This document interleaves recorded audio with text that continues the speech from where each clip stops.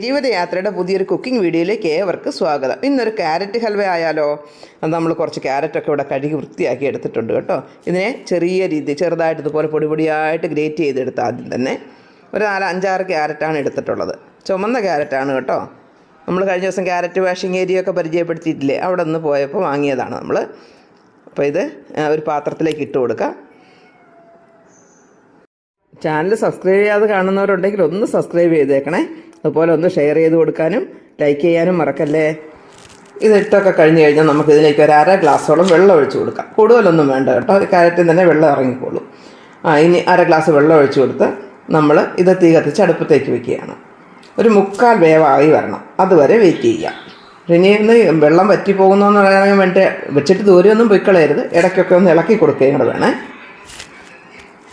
അപ്പോൾ 3/4 വേവ് വരെ നമുക്ക് വെയിറ്റ് ചെയ്യാം. നമ്മൾ 1/2 ഗ്ലാസ് വെള്ളം മാത്രമേ ഒഴിച്ചിട്ടുള്ളൂ, അതുകൊണ്ടാണ് ഇടയ്ക്കിടയ്ക്ക് ഒന്ന് ചെക്ക് ചെയ്തോണമെന്ന് പറയുന്നത്. ഈ 3/4 വേവായി വരുമ്പോഴേക്കും നമുക്ക് ഇതിലേക്ക് 1 കപ്പ് പാലും കൂടെ ചേർത്ത് കൊടുക്കണം. അപ്പോൾ ഏകദേശം വേവൊക്കെ നോക്കിയാൽ ഇപ്പോൾ 3/4 വേവോളം ആയിട്ടുണ്ട്. നമുക്കിതിലേക്ക് ഇനി പാല് ചേർത്ത് കൊടുക്കാം. 1 കപ്പോളം പാലാണ് കേട്ടോ ഇട്ട് കൊടുത്തത്. ഇനി കൂടുതൽ ഇനി 1.5 കപ്പ് വെള്ളം ചേർക്കാതെ വറ്റി വരണം എന്തായാലും. ഞാനിപ്പോൾ 1 കപ്പ് പാലേ ഇവിടെ എടുത്തിട്ടുള്ളൂ.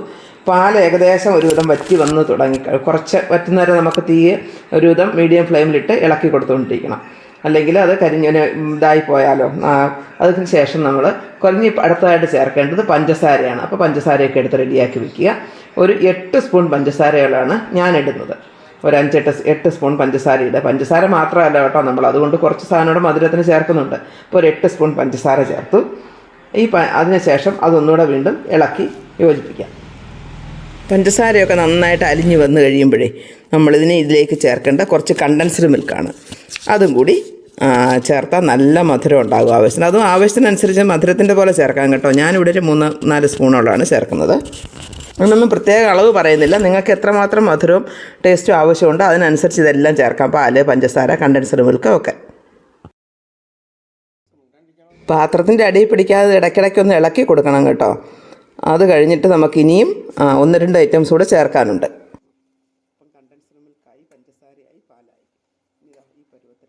പാലും പഞ്ചസാരയും എല്ലാം ലയിച്ച് ചേർന്ന് നന്നായിട്ട് ഒരുവിധം വെള്ളമൊക്കെ വറ്റി വന്നിട്ടുണ്ട്. ഈ സമയത്ത് നമുക്ക് ഇതിലേക്ക് കുറച്ച് നെയ്യ് ചേർത്ത് കൊടുക്കണം.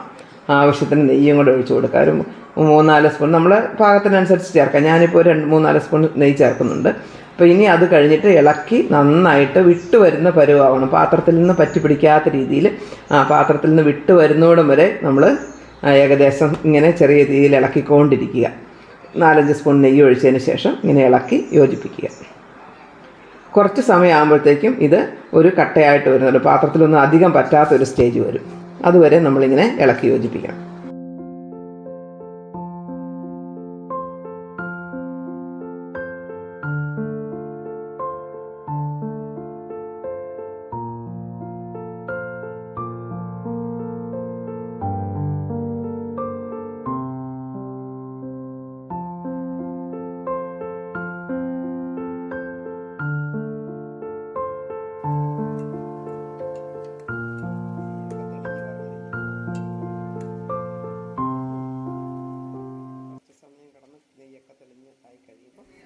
ഈ സ്റ്റേജായി കഴിയുമ്പോൾ നമുക്ക് കുറച്ച് ഏലക്കാപ്പൊടി ചേർക്കാം. അത് പഞ്ചസാരയോടെ ചേർത്ത് പൊടിച്ച ഏലക്കാപ്പൊടിയാണ് കേട്ടോ ഞാനിപ്പോൾ ചേർക്കുന്നത്. ഇപ്പോൾ പെട്ടെന്ന് പൊടിഞ്ഞ് കിട്ടുന്നതിന് വേണ്ടിയിട്ടാണ് അങ്ങനെ ചെയ്തത്.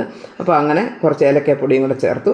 അതും കൂടി ഒന്ന് മിക്സ് ചെയ്ത് ഇപ്പോൾ ഏകദേശം നന്നായിട്ട് വെള്ളമൊക്കെ വറ്റിയിട്ടുണ്ട്. പാലും വെള്ളവും എല്ലാം വറ്റി, പഞ്ചസാരയും കണ്ടൻസ്ഡ് മിൽക്കും എല്ലാം കൂടെ ചേർന്ന് ഒരു ഇതായിട്ടുണ്ട്. ഈ സ്റ്റേജിൽ എത്തിക്കഴിയുമ്പോൾ നമുക്ക് കുറച്ച് അണ്ടിപ്പരിപ്പും മുന്തിരിയൊക്കെ കൂടെ വറുത്തെടുക്കണം. അത് നേരത്തെ വറുത്ത് വെച്ചാലും നല്ലതാണ്. വേറൊരു സ്റ്റൗവിൽ ഇതിൽ വെച്ചിട്ട് നമുക്ക് വറുത്ത് വെച്ചിരുന്നാൽ അത്രയും നല്ലത്. ഇത് വാങ്ങി വെക്കേണ്ട. അപ്പം ഞാനിവിടെ അങ്ങനെ കുറച്ച് വറുത്ത് വെച്ചിട്ടുണ്ട്.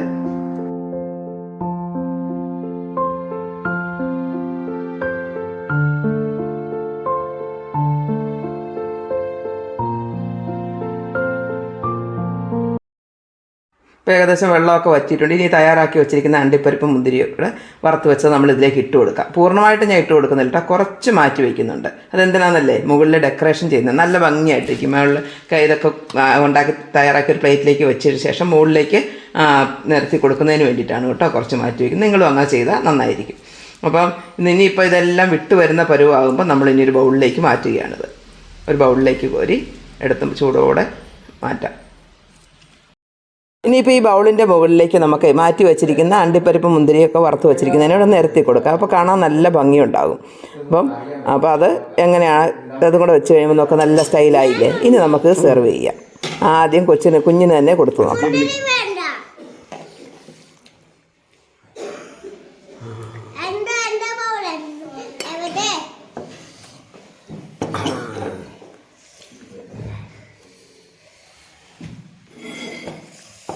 കഴിച്ച് നോക്കിയാൽ കൊള്ളാമോ?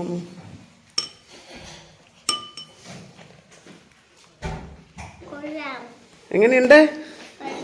സൂപ്പറാ? അടുത്ത് വെച്ചിട്ട് കഴിക്കേ.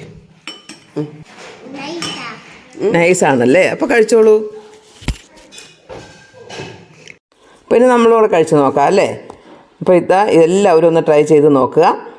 എന്നിട്ട് നിങ്ങളുടെ ഫീഡ്ബാക്ക് എന്തായാലും അറിയിക്കുക. ഓക്കേ. ഉടനെ തന്നെ മറ്റൊരു വീഡിയോയുമായി കാണാമെന്ന് പ്രതീക്ഷയാൽ ബൈ. Thank you.